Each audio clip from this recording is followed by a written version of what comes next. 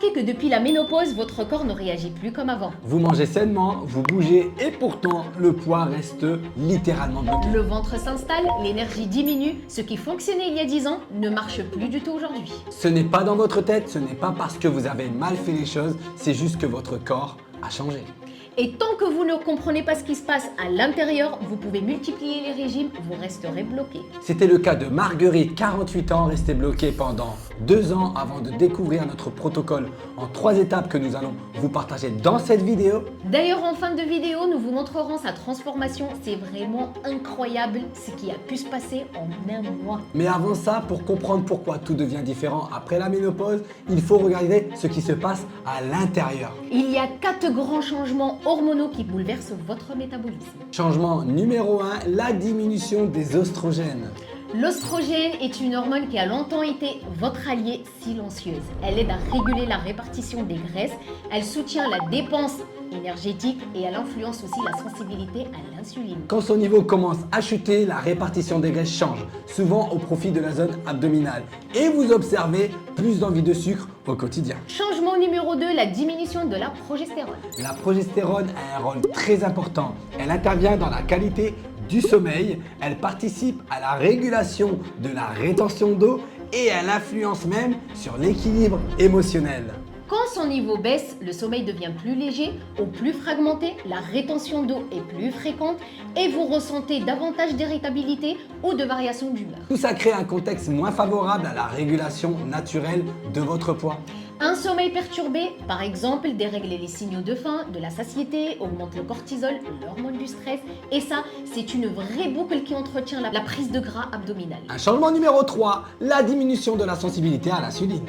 En période de pré- et post-ménopause, le corps gère moins bien les pics de sucre. Pour faire simple, prenons 2 femmes identiques, même âge, même poids, même activité. La seule différence, c'est que l'une est en ménopause et l'autre non. Si elles mangent le même morceau de sucre, Chez la femme ménopausée, la glycémie va monter plus haut et redescendre plus lentement que chez l'autre. conséquence, augmentation naturelle du stockage et des fringales. C'est souvent à ce moment-là que certaines femmes nous disent « mais je mange comme avant et pourtant, je prends du poids ». Et c'est logique, le terrain métabolique n'est plus le même si les habitudes n'ont pas spécialement changé. Avec l'âge et le changement hormonaux, si rien n'est fait, la masse musculaire diminue progressivement. Changement numéro 4, la diminution de la masse musculaire. Le dernier grand changement, c'est la diminution progressive de la masse musculaire. Avec l'âge et le changement hormonaux, si rien n'y fait, le corps perd naturellement du muscle et ce muscle, c'est votre moteur. C'est lui qui entretient une bonne dépense énergétique au repos.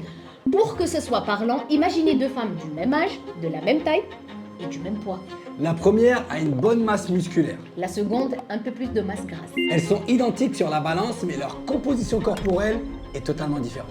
1 kg de graisse ne brûle qu'environ 3 calories par jour au repos, alors qu'1 kg de muscle en brûle près de 14. Autrement dit, la femme qui a plus de muscles dépense beaucoup plus d'énergie, même sans rien faire. C'est pour ça que lorsque la masse musculaire diminue avec le temps, votre corps se met à brûler moins de calories chaque jour, même si votre mode de vie reste le même. Et quand on combine cette perte musculaire à une glycémie moins bien régulée, une répartition des graisses qui change et un sommeil souvent plus fragile, on comprend pourquoi la prise de poids peut sembler inévitable à ce moment-là. Mais en réalité, c'est que la ménopause, ce n'est pas une fatalité. Et ça, c'est une phrase qu'a prononcée Séverine, 54 ans, une membre du programme Lady Shape. Qui, après avoir suivi le programme, a vu son ventre complètement dégonflé, a retrouvé une peau plus ferme et refait des nuits complètes pour la première fois depuis 40 ans. Pour avoir ces résultats, Séverine a dû comprendre et identifier les erreurs que font la plupart des femmes ménopausées quand elles veulent perdre du poids. Pour éviter de vous faire perdre du temps, voici les erreurs qu'elle a dû éviter. Erreur numéro 1, moins manger. Quand on mange beaucoup moins, le corps ne se dit pas génial, on va brûler plus, il se dit je dois économiser. Il baisse la dépense d'énergie au repos.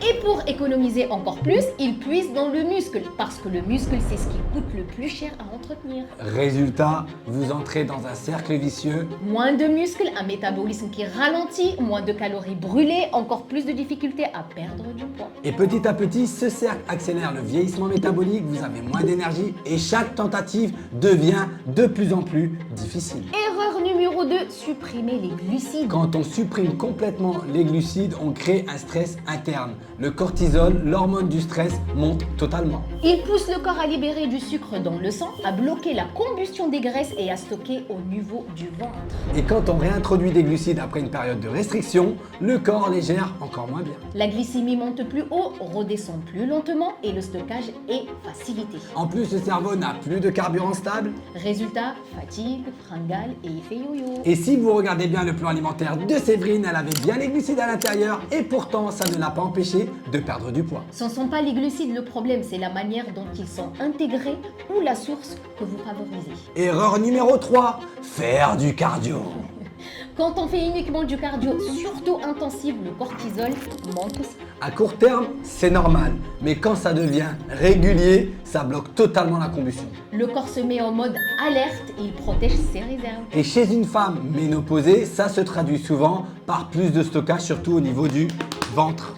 En plus, le cardio a aussi tendance à ouvrir l'appétit. Après l'effort, le corps libère des hormones qui augmentent naturellement la sensation de faim. Résultat, on mange souvent plus après, ce qui crée une compensation calorique.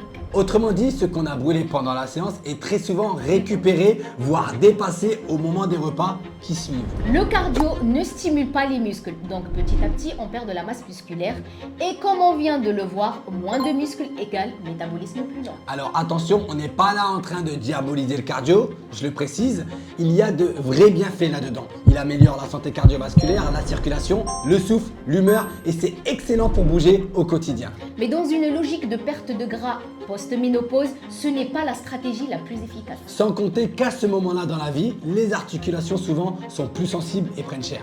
Des séances longues et répétées peuvent créer des douleurs ou des inflammations. C'était d'ailleurs une des contraintes de Sophie, 53 ans, membre Lady Shape. Elle avait enchaîné 6 tendinites. Donc autant vous dire que courir n'était pas la meilleure option pour elle. Mais ça ne l'empêchait pas de boire son ventre dégonflé, de perdre 42 cm sur l'ensemble de son corps, de réduire visiblement sa cellulite et de retrouver toute son énergie. Pour obtenir ces résultats, Sophie a simplement appliqué ce protocole en 3 étapes.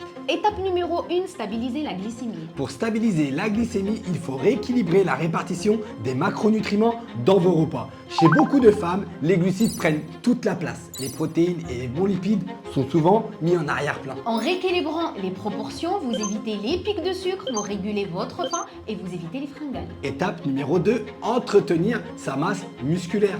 Si vous voulez rajeunir de l'intérieur, le point numéro 1, c'est le muscle. Pas besoin d'en faire des tonnes, bien sûr, je le précise. Le but, c'est de stimuler progressivement, bouger plus au quotidien, marcher, puis intégrer doucement du renforcement musculaire sans impact pour ménager vos articulations, les filles. Avec le temps, vous pourrez augmenter l'intensité et plus vous entretenez votre muscle, plus votre corps reste vif, jeune et tonique. Étape numéro 3, prendre soin de son sommeil et de son stress. Ce n'est pas quelque chose à ajouter en plus, c'est une conséquence naturelle des bons ajustements. Une meilleure alimentation et plus d'activité physique améliorent directement la qualité de vos nuits et régulent votre cortisol. Et quand le sommeil revient, tout devient plus simple. Énergie, faim, récupération, tout se remet en place. C'est exactement le processus qu'ont pu suivre Séverine, Sophie ou même Marguerite, 48 ans.